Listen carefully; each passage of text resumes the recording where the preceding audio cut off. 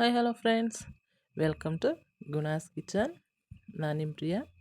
ಇವತ್ತು ಹಸಿ ಅವರೆಕಾಯಿನ ಯೂಸ್ ಮಾಡಿಕೊಂಡು ಕರ್ಮೀನ್ ಸಾಂಬಾರನ್ನ ಹೇಗೆ ಮಾಡೋದು ಅಂತ ಹೇಳ್ಕೊಡ್ತೀನಿ, ಬನ್ನಿ.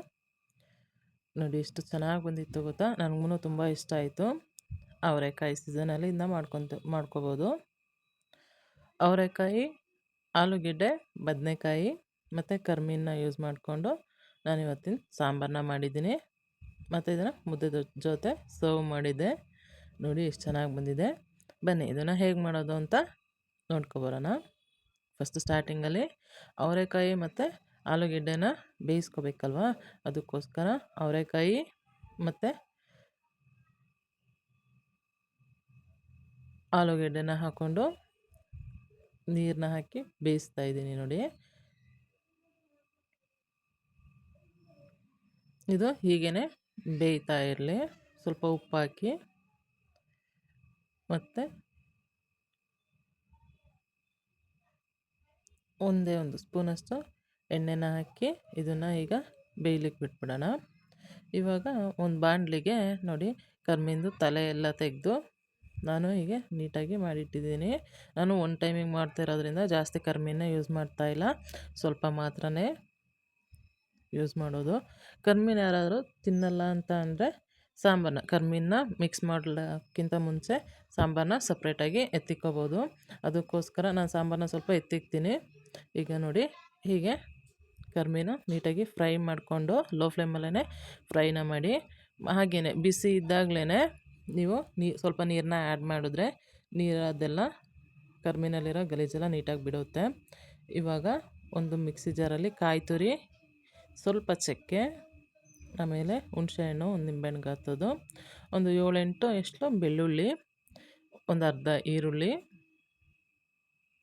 ಮತ್ತು ಒಂದು ದಪ್ಪ ಟೊಮೊಟೊನ ಸೇರಿಸಿ ಹುಳಿ ಟೊಮೊಟೊ ಹಾಕ್ತಾಯಿದ್ದೀನಿ. ಇದಾದಮೇಲೆ ಬೇಳೆ ಸಾಂಬಾರು ಪೌಡರ್ನ ಸೇರಿಸ್ಕೊಂಡು ನುಣ್ಣಗೆ ಗ್ರೈಂಡ್ ಮಾಡಬೇಕು. ಇದನ್ನು ಸ್ವಲ್ಪ ನೀರು ಹಾಕ್ತಾಯಿದ್ದೀನಿ. ನೋಡಿ, ಸ್ಮೂತಾಗಿ ಪೇಸ್ಟ್ನ ಮಾಡ್ಕೊಬನ್ನಿ. ನೋಡಿ, ನಾನು ಸ್ಮೂತಾಗಿ ಪೇಸ್ಟ್ನ ಮಾಡಿದ್ದೀನಿ. ಇವಾಗ ನೆನೆಸಿ ಇಟ್ಟಿದ್ವಲ್ವ ಆ ಕರ್ಮೀನ ನೀಟಾಗಿ ಒಂದು 3-4 ಸಲ ವಾಶ್ ಮಾಡಿ. ನೋಡಿ, ಬಿಸಿ ನೀರು ಅದು ಬಾಣಲಿ ಬಿಸಿ ಇತ್ತಲ್ವ, ಅದಕ್ಕೆ ನೀರನ್ನ ಆ್ಯಡ್ ಮಾಡಿದ್ಮೇಲೆ ಬಿಸಿ ನೀರಾಗಿತ್ತು. ಸೊ ಕೈಲಿ ಹಾಕ್ಲಿಕ್ಕಾಗಲಿಲ್ಲ, ನಾನು ಒಂದು 2 ಸಲ ವಾಶ್ನ ಮಾಡಿದ್ದೀನಿ. ನೋಡಿ, ಎಷ್ಟು ನೀಟಾಗಿ ವಾಶ್ ಮಾಡ್ಕೊಳ್ಳಿ, ಗಲೀಜೇನು ಇರದೇ ಇರೋ ಥರ.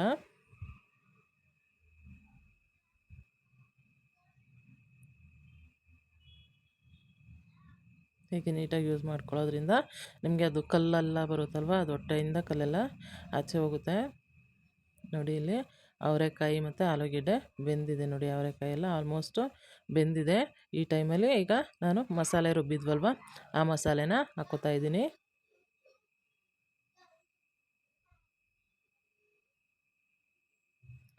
ಇವಾಗ ಮಸಾಲೆದು ಇದು ಜಾರ್ ಇತ್ತಲ್ವ, ಜಾರಿಗೆ ನೀರನ್ನ ಆ್ಯಡ್ ಮಾಡಿಕೊಂಡು ಉಳಿದಿದ್ದೆಲ್ಲ ಮಸಾಲೆನೂ ಇದಕ್ಕೇ ಆ್ಯಡ್ ಮಾಡ್ಕೊಳ್ಳಿ. ನೋಡಿ, ಸಾಂಬಾರ್ದು ಕನ್ಸಿಸ್ಟೆನ್ಸಿ ನಿಮಗೆ ಹೇಗೆ ಬೇಕೋ ಆ ಥರ ನೋಡ್ಕೊಳ್ಳಿ. ನನಗಿದು ಸಾಕು ಕನ್ಸಿಸ್ಟೆನ್ಸಿ, ಸೊ ನೀರೇನು ಆ್ಯಡ್ ಮಾಡಲ್ಲ, ಕರೆಕ್ಟಾಗಿದೆ. ಇವಾಗ ಇದಕ್ಕೆ ಕಟ್ ಮಾಡಿ ನೀರೊಳಗಡೆ ಹಾಕಿದ್ವಲ್ವ ಬದನೆಕಾಯಿನ, ಅದನ್ನು ಆ್ಯಡ್ ಮಾಡ್ಕೊತಾ ಇದ್ದೀನಿ. ನೋಡಿ, ನಾನು ಮೈಸೂರು ಬದನೆಕಾಯಿನ ಯೂಸ್ ಮಾಡ್ತಾಯಿದ್ದೀನಿ. ಒಂದಷ್ಟೇ ಸ್ಮಾಲ್ ಸೈಜ್ದು ಒಂದು ಮೈಸೂರು ಬದನೆನ ಯೂಸ್ ಮಾಡಿದ್ದೀನಿ. ಇವಾಗ ನಾನು ಇದಕ್ಕೆ ಒಗ್ಗರಣೆ ಹಾಕ್ತಾಯಿದ್ದೀನಿ. ಇದಕ್ಕೇನು ಒಗ್ಗರಣೆಗೇನಿಲ್ಲ, ಕರ್ಬೇವಿನ ಸೊಪ್ಪು ಮತ್ತು ಸಾಸಿವೆ ಹಾಕಿ ಒಗ್ಗರಣೆ ಹಾಕಿದ್ದೀನಿ. ಈಗ ಇದನ್ನು ನೀಟಾಗಿ ಮಿಕ್ಸ್ ಮಾಡ್ಕೊಳ್ಳಿ. ಮಿಕ್ಸ್ ಮಾಡಿ ಮತ್ತು ಹಾಗೆಯೇ ಬೇಯಲಿಕ್ಕೆ ಬಿಡಿ 1-2 ನಿಮಿಷ. ಸಾಂಬಾರು ಫುಲ್ಲು ಬೆಂದ ಮೇಲೆ ನಾವು ಇದಕ್ಕೆ ಕರ್ಮೀನ ಆ್ಯಡ್ ಮಾಡೋಕ್ಕೆ ಹೋಗ್ತಾ ಇರೋದು. ಆಲ್ಮೋಸ್ಟ್ ಸಾಂಬಾರೆಲ್ಲ ರೆಡಿಯಾಗಿದೆ. ಈ ಟೈಮಲ್ಲಿ ನೋಡಿ, ನಾವು ನೀಟಾಗಿ ತೊಳೆದಿಟ್ಟಿದ್ವಲ್ವ ಆ ಕರ್ಮೀನ ಹಾಕ್ಕೋತಾ ಇದ್ದೀನಿ. ಇಲ್ಲಿ ಆಲ್ಮೋಸ್ಟ್ ನಾನು ಸ್ವಲ್ಪ ಸಾಂಬಾರನ್ನ ಎತ್ತಿಕ್ಕಿದ್ದೀನಿ, ನನ್ನ ಮಕ್ಕಳು ತಿನ್ನಲ್ಲ, ಅದಕ್ಕೋಸ್ಕರ. ಈಗ ನೀಟಾಗಿ ಮಿಕ್ಸ್ ಮಾಡಿಕೊಂಡು ಹಾಗೆಯೇ ಲೋ ಫ್ಲೇಮಲ್ಲಿಟ್ಟು 1-2 ನಿಮಿಷ ಕುಕ್ನ ಮಾಡಿದ್ರೆ ನಿಮಗೆ ಕರ್ಮೀನ ಸಾಂಬಾರು ರೆಡಿಯಾಗುತ್ತೆ. ಈಗ ನಾನು ಆಲ್ಮೋಸ್ಟ್ ಬೆಂದಿದೆ ನೋಡಿ ಸಾಂಬಾರು. ಇದನ್ನು ಸರ್ವ್ ಮಾಡ್ತಾಯಿದ್ದೀನಿ. ಇವತ್ತು ನಾನು ಇದನ್ನು ಮುದ್ದೆ ಜೊತೆಗೆ ಸರ್ವ್ ಮಾಡಿದೆ. ಟೇಸ್ಟೂ ಅಷ್ಟೇ ತುಂಬ ಚೆನ್ನಾಗಿ ಬಂತು. ನೀವು ಒಂದ್ಸಲ ಟ್ರೈ ಮಾಡಿ ನೋಡಿ, ತುಂಬ ಅಂದರೆ ತುಂಬ ಚೆನ್ನಾಗಿ ಬರುತ್ತೆ.